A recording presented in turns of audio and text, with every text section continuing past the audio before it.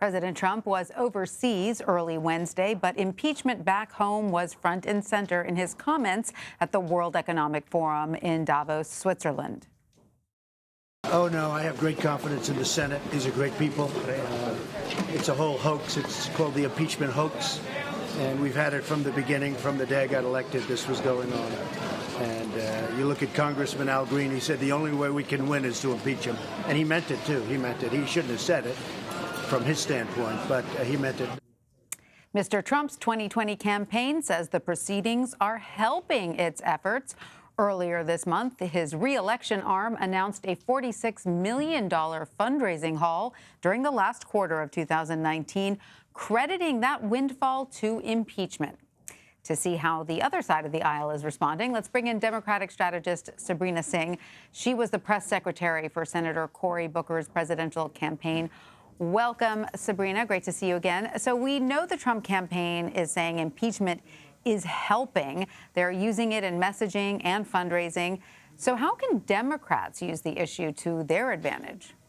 Well, thank you so much for having me on today. It's always nice to chat with you. I think that, Republicans are going to talk about impeachment, but, taking a step back here, Republicans, especially in the Senate, and Mitch McConnell and his, Senate Republicans are really the ones blocking Democrats from, being able to call witnesses. They are blocking a very democratic process that should be taking place in the Senate from going forward. So I really think that actually, if Republicans want to talk about impeachment, I think it's actually playing much more beneficial to the Democratic side and to Democratic senators and, to the House and other Democrats up and down the ticket, even though, this is a really serious, charges that the Senate is taking up. This is really serious for all of our country. I think it still is important to remember that Republicans are being the roadblocks here. And I think as we head into, November 2020, when not only we have a presidential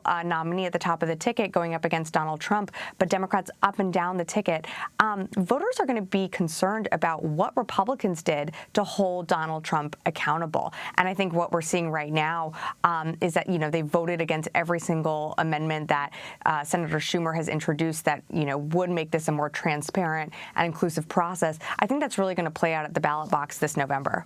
So when the impeachment phase was in the House, we focused a lot on those moderate Democrats, perhaps those from invulnerable seats, when the House was voting to impeach President Trump. What political calculus do those lawmakers have to make when they're running for re-election in districts that President Trump won?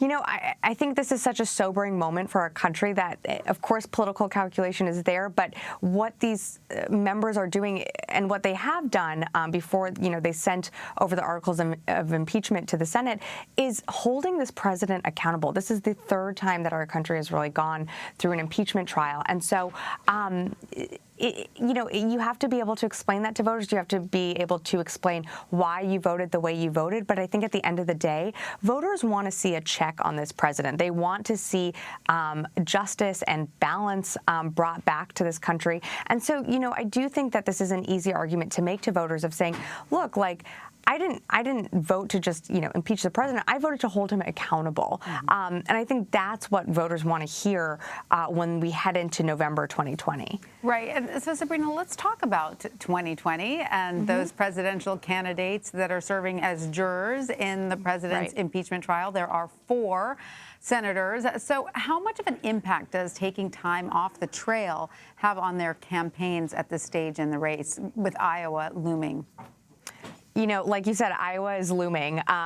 We are very close to Iowa. There's no question it has an impact. If you're running for president right now, you want to be out in the field talking to voters in Iowa, New Hampshire, all the early states. And I think that, for the 4 senators that are still in this race, they have to uphold their constitutional duty. This is still a huge responsibility for them to be in the Senate. But I think, as as the country is so focused on impeachment, it does give these senators the opportunity to still talk about what they're doing and how they will be a different president from Donald Trump.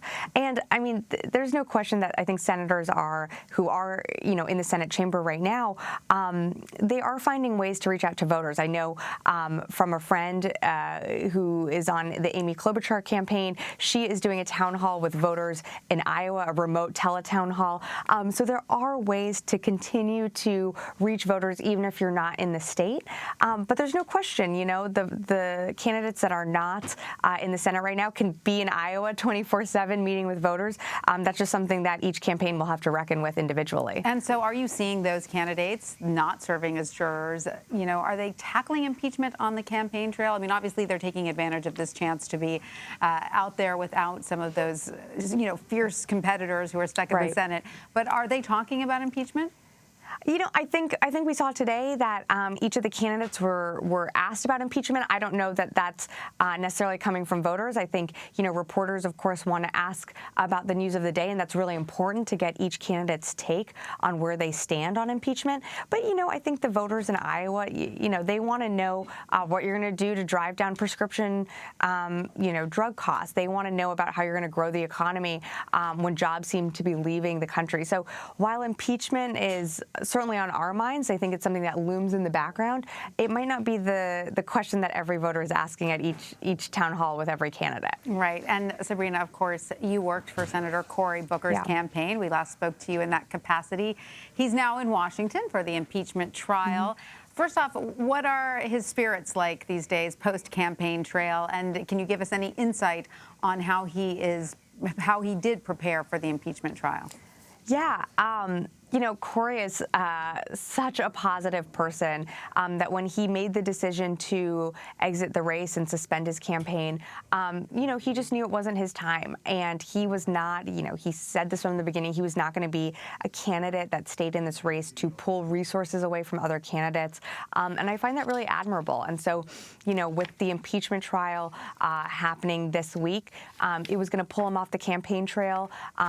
While that was definitely, I think, one calculation, we just didn't have the resources to compete with some of the other candidates out there that have been on air for, a month or 2 months and really bombarding the airwaves. And so, Cory takes his constitutional duty very seriously. I know that his Senate staff has been preparing him well for these proceedings. But I think, we just knew it wasn't the right time for him in 2020, but I have no doubt, he is someone that will continue to be part of the conversation, either with the impeachment trial and further on in the future with whoever the nominee ends up being for November. So do you think there's another presidential run in his future? I mean, personally, I think Cory is fantastic. I don't know.